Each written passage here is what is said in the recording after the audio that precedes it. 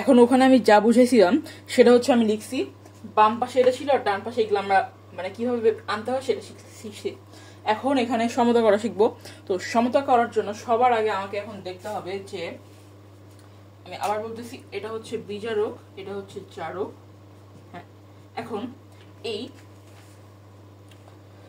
জারকের গৃহীত ইলেকট্রন আর বিজারকের বর্জিত ইলেকট্রন সংখ্যা সমান করার জন্য জারক আর বিজারকের সামনে প্রয়োজনীয় সংখ্যা স্থাপন করতে হবে।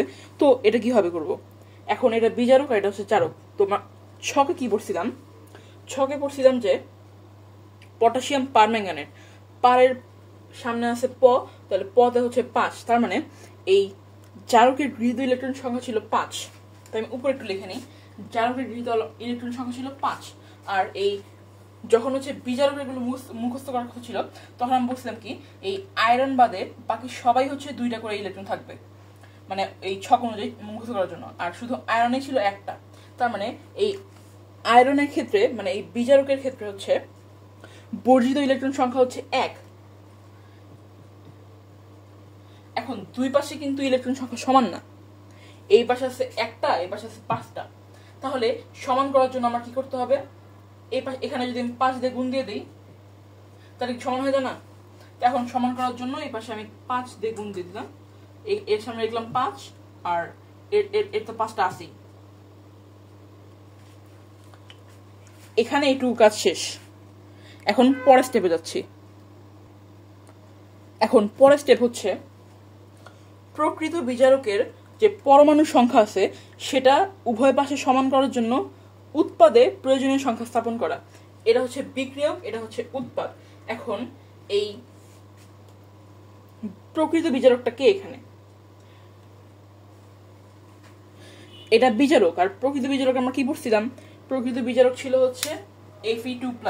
তাহলে প্রকৃত বিজারকের পরমাণু হচ্ছে যে Fe। এখন এই Fe সংখ্যা সমান করার জন্য আমাকে উৎপাদের প্রয়োজনীয় সংখ্যা বসাতে হবে। তো এখানে আমার Fe আছে কয়টা? 5টা। এখানে Fe আছে 5টা, কিন্তু এখানে Fe আছে কয়টা? 2টা। তাহলে এই সংখ্যা সমান করার জন্য আমি সামনে দিয়ে দিই 5/2, তাহলে 2 কাটাকে চলে গেল, তাহলে এখানে 5 Fe থাকলো। তাহলে আমার Fe সংখ্যা সমান করা শেষ। এখন আমরা যাব পরের স্টেপে। এখন এর পরের স্টেপ হচ্ছে প্রকৃত জারকের কেন্দ্রীয় পরমাণুর সংখ্যা উভয় পাশে সমান করার জন্য উৎপাদের প্রয়োজনীয় সংখ্যা স্থাপন করা।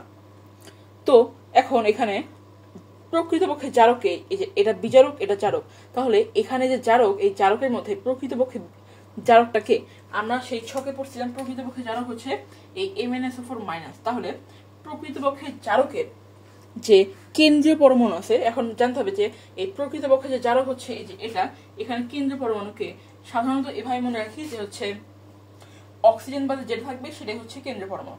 তার মানে এই জারকের প্রকৃতপক্ষে জারক হচ্ছে এই যে এটা জারক, এখানকার প্রকৃতপক্ষে জারক হচ্ছে MnSO4। এখন এই MnSO4 এর মধ্যে আবার বলছে যে প্রকৃতপক্ষে জারকের কেন্দ্রীয় পরমাণুর সংখ্যা সমান করতে হবে। তো কেন্দ্রীয় পরমাণু হচ্ছে অক্সিজেন বাদে যেটা থাকবে সেটা হচ্ছে কেন্দ্রীয় পরমাণু। তার মানে এখানে কি দাঁড়ালো? কেন্দ্রীয় পরমাণু হচ্ছে এই যে Mn। তো এখানেও Mn আছে 1টা, আর এই পাশে কি, এখানেও Mn আছে 1টা। তার মানে এখানে তো সংখ্যা সমান আছে, এখানে আর কোনো কাজ নাই। এখন যাব পরের স্টেপে। এখন এরপরে হচ্ছে প্রকৃত জারক। এটা প্রকৃত জারক না? এই প্রকৃত জারকে যতগুলো অক্সিজেন আছে সেই মানে যতগুলো অক্সিজেন আছে সেই সংখ্যাটা এই উৎপাদে পানির আগে বসাতে হবে। তাহলে প্রকৃত জারককে MnO4, এই MnO4 এ অক্সিজেন আছে কয়টা? 4টা। তাহলে এখানে আছে 4টা, সেই সংখ্যাটা আমাকে এই পাশে পানির আগে বসাতে হবে। তাহলে পানিটাকে আমি 4 বসাই দিই, শেষ। এখানে কাজ শেষ। এখন যাবো পরের স্টেপে। এখন এর পরের স্টেপ হচ্ছে ডান পাশে H2O এ যতটি হাইড্রোজেন পরমাণু আছে সেই অনুযায়ী বাম পাশে অ্যাসিডের পূর্বে সংখ্যা স্থাপন করতে হবে। তো এখন আমার এই ডান পাশে H2O এর আগে মানে H2O তে আর কি হাইড্রোজেন পরমাণুর সংখ্যা কয়টা? হাইড্রোজেন এখানে আছে কয়টা? হাইড্রোজেন আছে 4 দুগুণে 8। তার মানে ডান পাশে আমার হাইড্রোজেন আছে 8টা। তাহলে সেই অনুযায়ী আমাকে এই যে অ্যাসিডের আগে সংখ্যা স্থাপন করতে হবে। তো এখন এখানে যেহেতু 8টা আছে, তো এখানে আমার কি করলে 8 আসবে? এখানে যদি আমি 4 দিই তাহলে তো 8 আসে না, তো আমার মিলে গেল। তো এখানে হচ্ছে এটুকু কাজ ছিল। এখন এখানে আরেকটা কাজ করতে হয়, এখানে সেটা এই এক্সাম্পল দিলে সেটা বোঝা যাবে না, আরেকটা যদি এক্সাম্পল দিয়ে বুঝাই তখন সেটা বোঝা যাবে। সেখানে হচ্ছে এখানে খেয়াল রাখতে হবে যে জারক আর বিজারকে ইতিমধ্যে এই ব্যবহার করা হয়েছে নাকি। এখন এখানে যদি কোথাও এইচ ব্যবহার করা হয়, এখানে যদি কোথাও এইচ ব্যবহার করা হয়, তাহলে সেই সংখ্যা যোগ করার পরে এখানে কত লিখলে আর কি সমতাটা হয় সেটা করতে হবে। তো এটা এখন বোঝা যাবে না, মানে পরে একটা এক্সাম্পল দিলে সেটা বোঝা যাবে। তো এখানে আপাতত এটুকুই কাজ ছিল। এখন যাবো পরের স্টেপে। এখানে আমি ভুলে H2 লিখে ফেলছি, এটা হচ্ছে K2 হবে। ওই যে বলছিলাম না যে দর্শক ক্যাটায়ন আর দর্শক অ্যানায়ন যোগ করে লাস্টে এখানে লিখতে হবে, এটাই হচ্ছে এটা। তো এখন দর্শক ক্যাটায়ন হচ্ছে K+, তাহলে এই দর্শক ক্যাটায়নের সংখ্যাটা আমাকে সমান করার জন্য এই ডান পাশে সংখ্যা স্থাপন করতে হবে, ডান পাশে নট এই পাশে।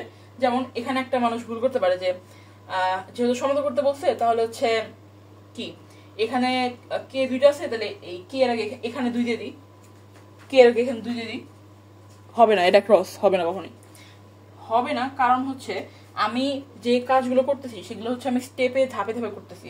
তো এখন আমি এখানে অলরেডি এই যে প্রথমে আমি ফিক্স করে ফেলছি সংখ্যাটা, এই যে যখন আমি ইলেকট্রন সংখ্যাগুলো সমান করলাম তখন তো আমি এইগুলো ফিক্স করে ফেলছি।